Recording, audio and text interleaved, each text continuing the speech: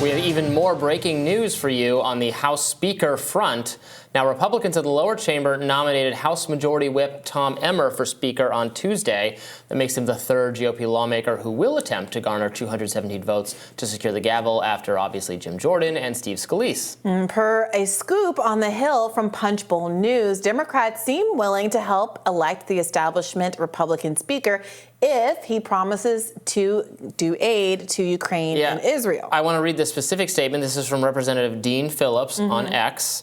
This is a Democratic representative saying, I would sit out the Speaker vote if Tom Emmer will fund our government at negotiated levels, bring Ukraine and Israel aid bills to the floor, and commit to rules changes. So he's saying that he will not participate. And remember, it's just a majority of the people present for the vote. So if just a few Democrats sit out, that brings the total necessary to elect the next speaker down. So then you could theoretically get one without, however, the 8 or 9, the dissenting Republican voters. This is amazing. Briahna, I'm sure you're very thrilled with this. I can tell how excited you are that finally Democrats are going to defy their leadership in order to help elect the most establishment Republican candidate for the specific purpose of giving unlimited aid and support, military, to Ukraine and Israel.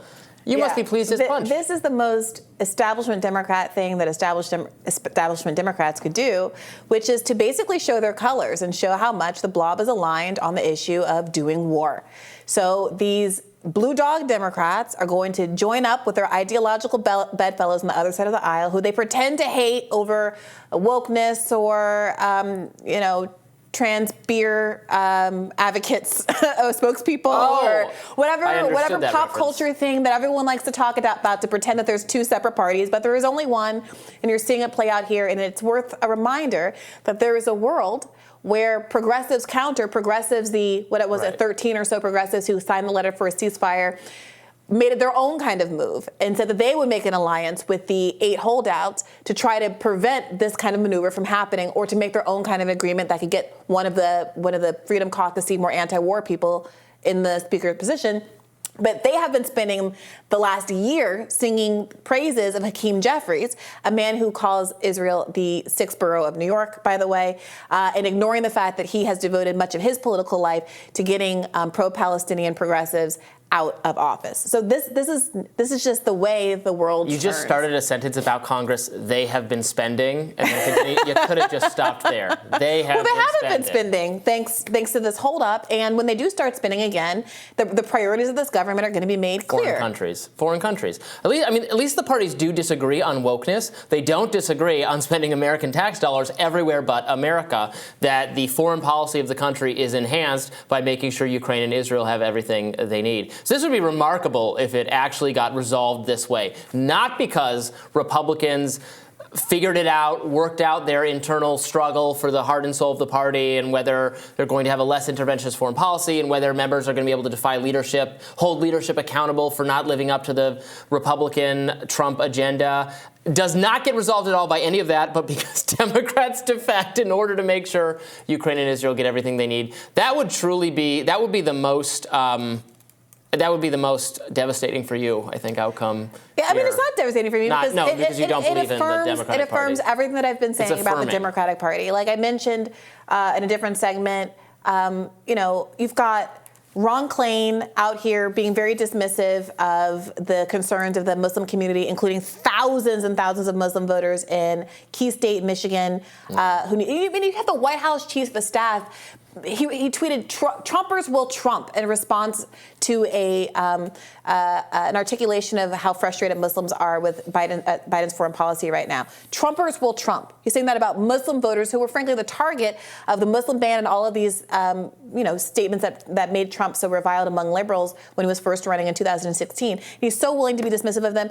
If Ron Klain, if former White House Chief of Staff, can be that dismissive of the American voter, nobody can accuse me or other leftists of being responsible for whatever befalls him politically in 2024.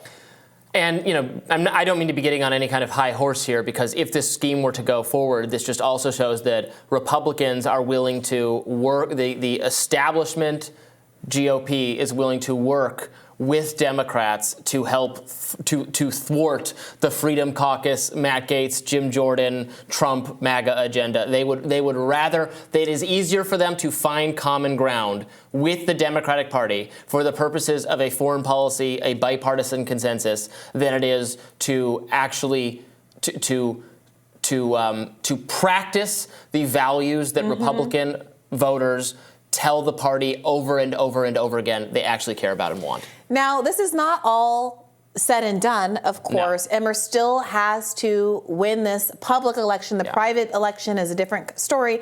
And several Republicans earlier this morning did come out preemptively against Tom Emmer, saying that they might decline to vote for him because of his vote to protect gay marriage. I think we have a clip of that. You about his vote on same-sex marriage? Very concerned. Could you vote against him? Yes. Would you? Are you gonna? Is there any way you would vote for him? No. We need to talk to you, but How? Well, it sounds like he was not voting for him anyway. Well, maybe not. But this is the issue. You can only get, what, 3 more of him before you're in, assuming that Democrats don't sit out. But you can this is referencing what, the federal agreement to codify that protection in the event it got it was invalidated by a future Supreme Court decision. And it was gay marriage and interracial marriage that were being protected in this legislation. Overwhelming majorities of Americans, including I believe most Republicans, also support gay marriage at this point. But that was Rick Allen of Georgia. That's a line in the sand for him. So it is exposing some of these really interesting fault lines that still exist. The failure to do populism within the political framework is not just about war. It also is ignoring the social issues that there is mass agreement about as well. So, well, there's disagreement on certainly aspects of the social issues question. You're right that, interracial marriage has been settled for a long time, thankfully.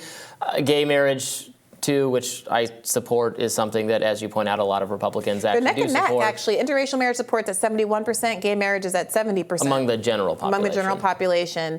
Republicans, for the first time, approve of same-sex marriage at 55%, according to Gallup. This is back in 2001, an older article that I'm reading. Well, so majority of Republicans. Well, it went up. It's even up. And then it started backsliding a little bit because of, I think, a dislike among many Republicans for the gender aspect of the LGBT. I got a June 2023 poll here. It might be higher than the 55% it was in, what did you say, 2001? Uh-huh.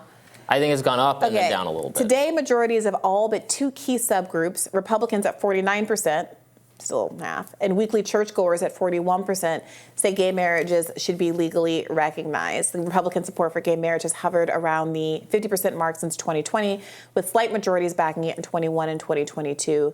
The latest 49% recorded for this group is statistically similar to the level of support Gallup has seen in recent years. So they've been hovering around 50%. There might also have been some Republicans who, for instance, think that at the state level it should be recognized, but the federal government doesn't have It's possible. It should not be involved in that question. It's possible. Is the speaker vote going to rise and fall on a vote on gay marriage and interracial marriage? I don't think so, but is it 2023 or 1923? Okay. Well, we've had our fun, and Republicans are having a lot of fun with all these votes. We'll see how many more they have to take. More Rising right after this.